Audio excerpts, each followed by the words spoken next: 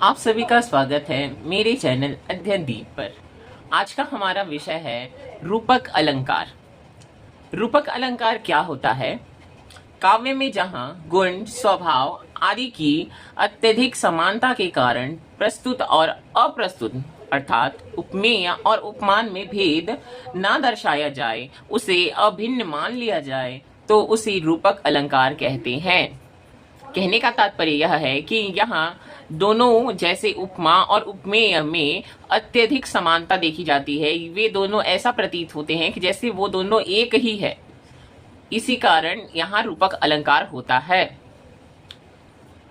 अब देखेंगे इसके कुछ उदाहरण। प्रथम उदाहरण, मैं तो चंद्र खिलौना ले हो। यहाँ कृष्ण जी माता यशोदा से कह रहे हैं कि माँ, मैं तो चांद जैसा ही खिलौना लूंगा। यहाँ चांद और खिलौने में तुलना नहीं की जा रही है। यहाँ कहा जा रहा है कि चांद के जैसा ही खिलौना चाहिए। दोनों में समानता दिखाई जा रही है। दूसरा उदाहरण है, आए महंत बसंत। यहाँ महंत जी को कहा जा रहा है कि महंत जी किस प्रकार आए, एकदम बसंत के समान आए हैं। यहाँ महंत और बसंत के समान माना गया है। तीसरा देखेंगे, पायो जी मैंने राम रतन धन पायो। यहाँ राम को रत्न धन के समान माना गया है। राम वाला रत्न धन के समान माना गया है।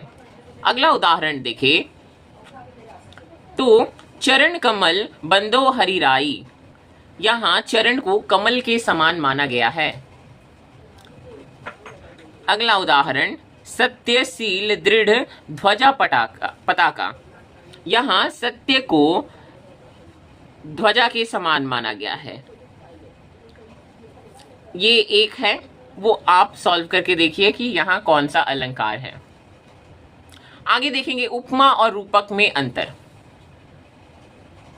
जिससे और भी क्लियर हो जाएगा कि उपमा और रूपक में क्या अंतर होता है और इन दोनों में क्या समानताएं होती हैं।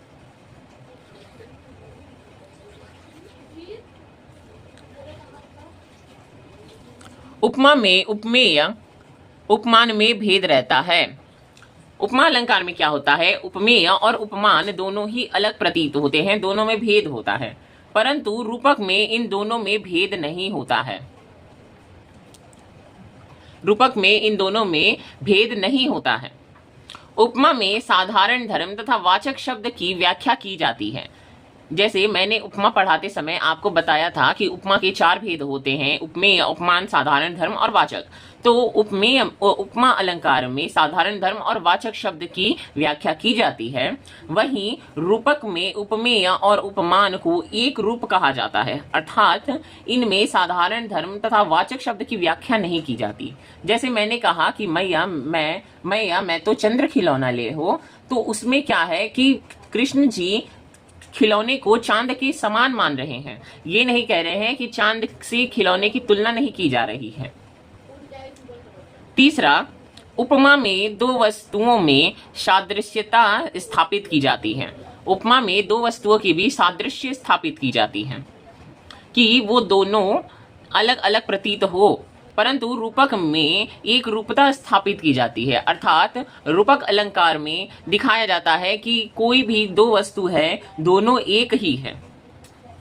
उपमा में उपमान और उपमेय की दूरी बनी रहती है, अर्थात उपमा अलंकार में उपमान और उपमेय में दूरी बनी रहती है और वे दोनों अलग अलग प्रतीत होते हैं, परंतु रूपक में उपमान और उपमेय में दूरी मिट जाती है और वे दोनों एक दूसरे में सम्मिलित हो जाते हैं।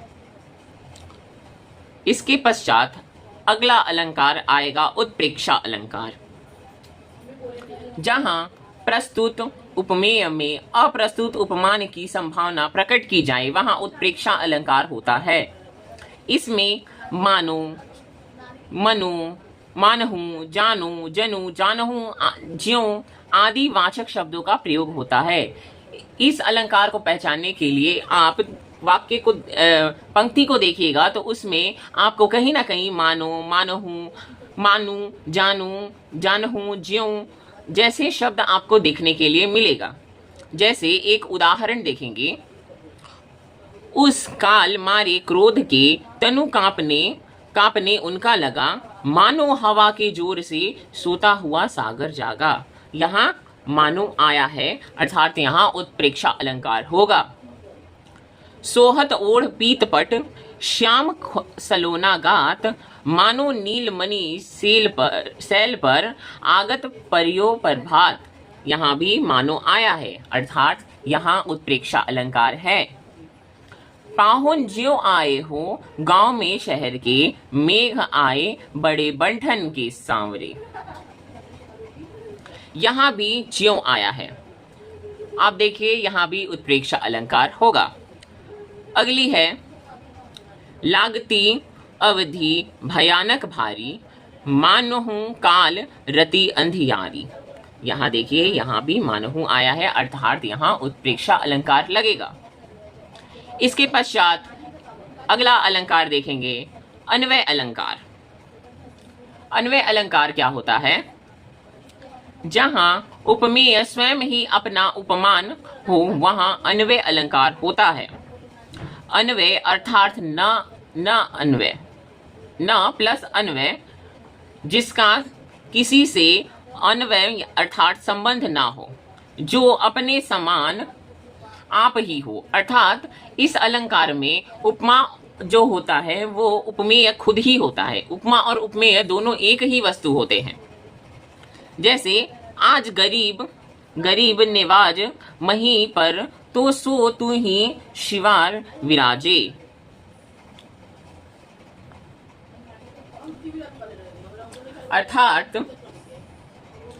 अर्थात उपयुक्त छंद में शिवजी के समान शिवजी ही है, यह कहकर अन्वय अलंकार का चमत्कार उत्पन्न किया गया है। अर्थात यहाँ इस पंक्ति में दिखाया गया है कि शिव है वो शिव के ही समान है, तो प्रस्तुत छंद में शिव जी को शिव जी के ही समान बताया गया है, इसीलिए यहाँ अनन्वय अलंकार है। अनन्वय अलंकार का चमत्कार दिखाया गया है, इसीलिए यहाँ अनन्वय अलंकार लगेगा।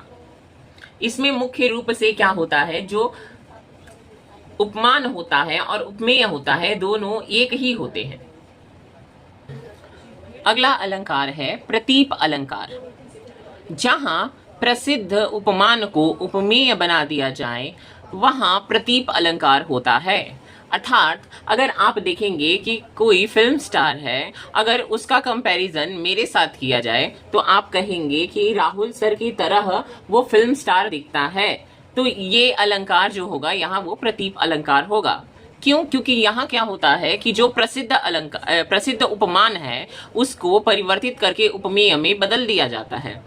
एक उदाहरण से समझेंगे, पहले देखते हैं। उपमान को उपमेय बना देना, क्रम को उल्टा कर देना, इसीलिए जब प्रसिद्ध उपमान को उपमेय बना देते हैं तब प्रतीप अलंकार माना जाता है। उदाहरण होगा उतरी नहाने जमुना जल जो शरीर सम श्याम।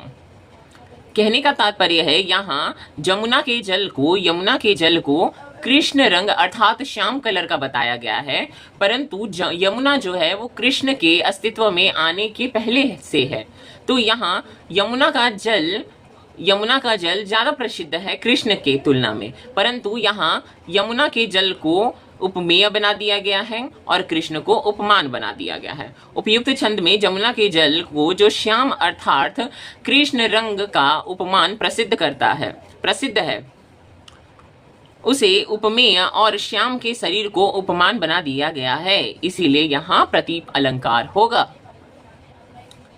अगला अलंकार हम देखेंगे। अगला अलंकार है व्यतिरेक अलंकार। इस अलंकार में उपमान से उपमेय को अत्यधिक या उत्कर्ष दिखाया जाता है, वहां व्यतिरेक अलंकार होता है। अर्थात यहाँ उपमान के विषय में बहुत कम बताया जाता है, परंतु उपमेय के विषय में अत्यधिक विस्तार से बताया जाता है यहाँ, तो वहां व्यतिरेक अलंकार होगा। जैसे उदाहरण क्या कहा गया है, सिया मुख शरद कमल, कि सीता जी का मुख किसके समान है? सर्दी में खिलने वाले कमल के समान है। जिमि किमि कहीं जय निसी मलिन, वह निसी दिन यह विगरसाय। अगला अलंकार देखेंगे समासोक्ति अलंकार। समासोक्ति का अर्थ है संक्षिप्त उक्ति, जहां मात्र प्रस्तुत का वर्णन किया जाता है किंतु प्रतीति अप्रस्तुत की भी होती है, वहां समासोक्ति होती है। एक ही उक्ति से दो की प्रतीति होने के कारण इस प्रकार की उक्ति को समासोक्ति कहते हैं। इसमें इस पंक्ति में देखेंगे कि हमें बताया किसी और के बारे में जाता है, परंतु वह सुनने के बाद हमारे मस्तिष्क में किसी और की छवि आती है, तो इसे समासोक्ति अलंकार कहेंगे। जैसे चंपलता सुकुमार तू, धन तुव भाग्य विशाल, तेरे दिग सोहत सुखद, सुंदर श्याम तमाल।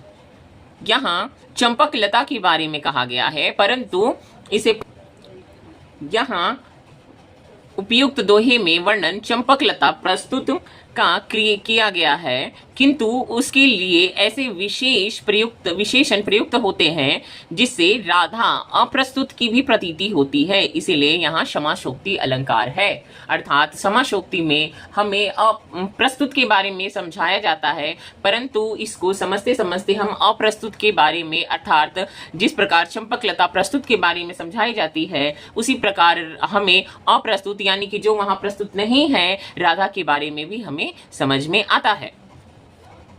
अगला अलंकार देखेंगे। अगला अलंकार है वस्तुत्प्रेक्षा। उत्प्रेक्षा अलंकार के भी कुछ भाग होते हैं जिनके बारे में पढ़ेंगे, जिससे उनमें से एक है वस्तुत्प्रेक्षा।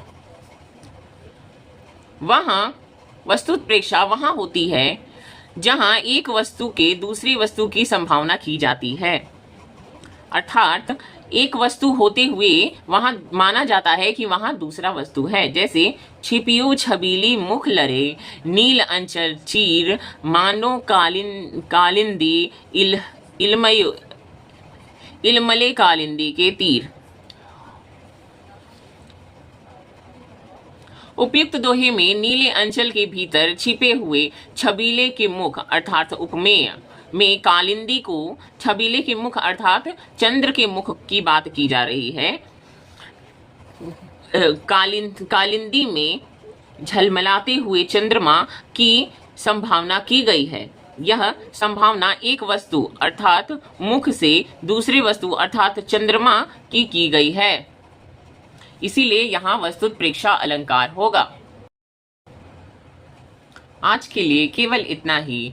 आप हमारे चैनल को लाइक कीजिए, सब्सक्राइब कीजिए और कोई किसी भी विषय में आपको डाउट है तो कमेंट कीजिए।